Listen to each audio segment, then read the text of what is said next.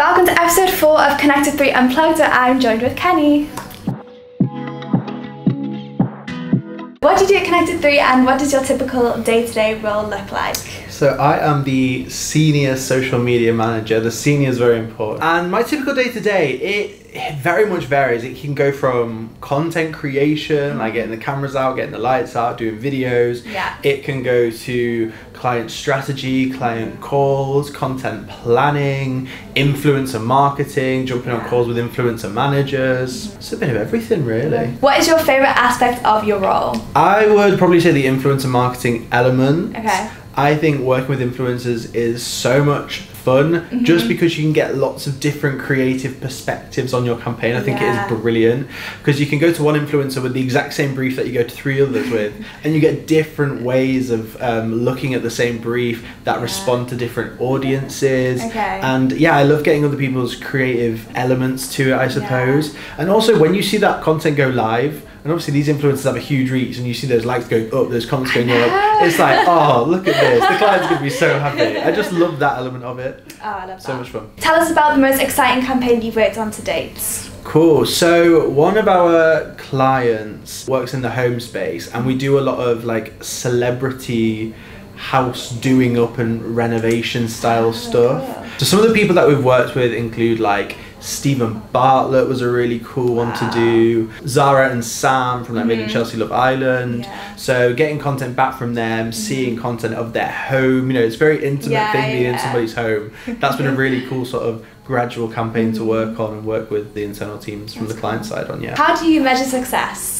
This is a very open-ended question. Are we talking in life? Are we talking in work? Bit of both. Bit of both. Yeah. I think for work, I measure my success based on if I'm having fun, but also if I'm learning. So I feel like it's easy to sort of get to a point, especially with an agency, and just go, okay, I know everything I know now. Like, I'm the expert. I'm going to stop. I'm just going to tell everyone else about my knowledge.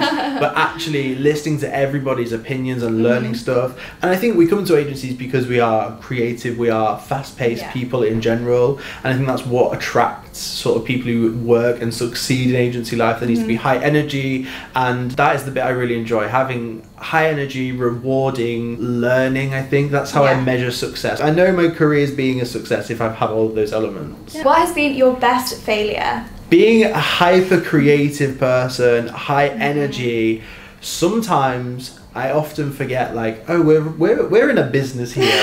Like, our expertise is valued, our time is valued, all of that has monetary value against it. There's also legal proceedings, like with influencers, that I need to consider and getting contracts put in place. So in my head, I was like, oh, the influencer said they're gonna do it, it's gonna be fine. And then I'm like, oh, they've missed the deadline, they haven't signed the contract, I've sort of rushed in a bit here. But I think, again, it's all learning experiences, isn't it? And I think, having those experiences really do help. But I think that's my best failure, because it was all fine.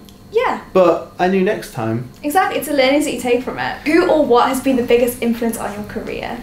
Oh my god, these are big questions. I always say this across LinkedIn everywhere. Libby Windle, our head of PR. So prior to C3, my experience was all in social, but I was freelance, and then the pandemic hit.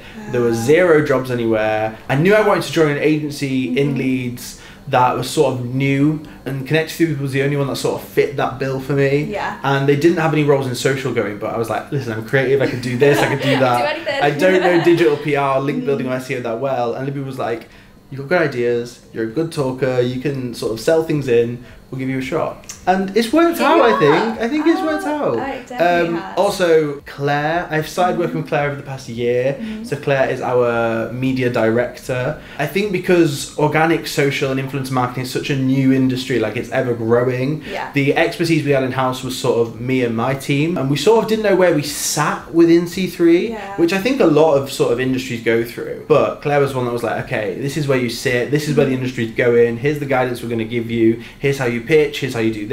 And that has been so helpful in the past year. Cool. I've grown astronomically, and so has sort of my team as well, which is really nice. What has been your best C3 moment? Ooh. So many to pick from. So many to pick from. My favourite C3 moment was actually on my first day. And it's my favourite story ever. So Rosa, who's business director now, she started on the same day as me and a few other people. Yeah. And it was snowing that day. Like, it was really rough snow. So she was obviously coming in from Manchester to Leeds. Yeah. And I think she was like a little bit late. And one of the other people who started, I don't think we realised like Rosa was like, oh, she's like a big deal. She's going for a director role. She sort of walked in and someone went, oh, not a very good first impression on your first day to be late, is it? And it was brilliant. It was meant in jest. It was a funny comment. But I think it sort of broke the ice in a way. And I was like, oh, do you know what? Everyone's so chill here. Like, in a corporate environment, that would be like straight to HR. Why are you having those conversations with workplace? But it's not. It was so chill. Everyone had a laugh. I just think it was funny. Is there a book that you'd recommend and why? It's called Release the Beast by an artiste called Bimini Bombulash. Specific name, and it is sort of a 101. It's super short, there's illustrations in there. It's like a 101 on identity, diversity, equality, sexuality, and I think it brilliantly makes it readable and understandable, breaking down all the different words that you probably heard and then gone, what does that mean? What does that mean? I think it's a really nice, it's got like historical element to it. It's non-fiction but it doesn't read like non-fiction. I think it's definitely a good book to read if you want to learn more about other people's perspectives that maybe aren't your own. What is the best investment of your time you've ever made? I was 15 and I grew up in like a tiny town in the middle of nowhere, and I went on a coach down to London that took, oh my god, it would have probably taken about 12, 13 hours because it went all around the houses. The ticket was dirt cheap, but I couldn't afford the train. So I went all around the houses and I went to this event all about social media, influencers, and it was like a very interesting one. I just thought, I want to go. Like, a few of us went, I want to go. We had like a nice weekend, but actually going that long route down, it was a huge time investment. And like by hour 8, I was like, oh my god, what am I doing? I'm on a sweaty, smelly coach in Dorset.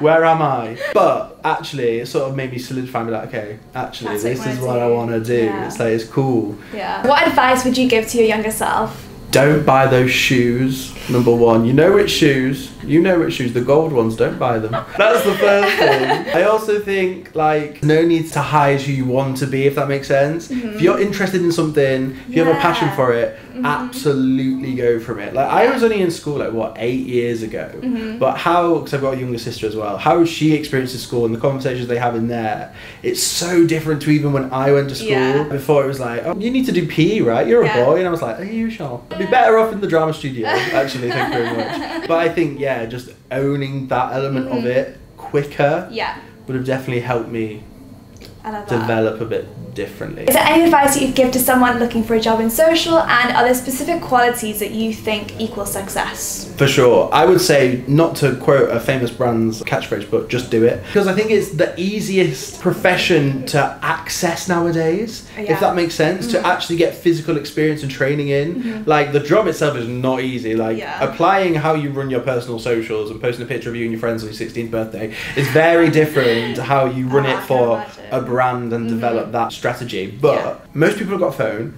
Most people have access to an Instagram account, a TikTok account, a Facebook account. Just try things. Try creating content, because to be a social media manager, I say you've got to spin so many plates. You've got to be a circus performer as well. You've got to do photography, videography, copywriting, strategy, content creation, influencer marketing, influencer sourcing. There's the data element of it. You link it back into paid social. There's so many different points to it that if you're good at 2 of them, then someone will definitely give you a chance from the industry, because it's becoming a more competitive industry as well. Like, we're reaching capacity, but as things are changing, you've got to keep up very fast. Like the social media managers from 4 years ago who had no idea about TikTok, now they're they're just, okay, all right, now we've got to post 5 videos out a week, when previously it was 2 static posts that were just photos. It's just changed so much. But I think just getting out there and actually picking up your phone, filming things, taking photos of things, editing things, just trying it. And then you can go to an interview or to an internship interview and just say, look, here are some videos I've created. Here's how I would structure this post. Here's how I've done this. And I think just getting hands-on is one of the careers whereas if you're going into like paid, you can't really prep for paid. You know what I mean? You can't say, I did a £500,000 campaign from my back pocket. You can't do that. But with creative stuff, you can build your own portfolio, if that makes sense. Definitely. Thanks so much, Kenny, for joining us, and make sure you subscribe so you don't miss next episode of connective3 Unplugged.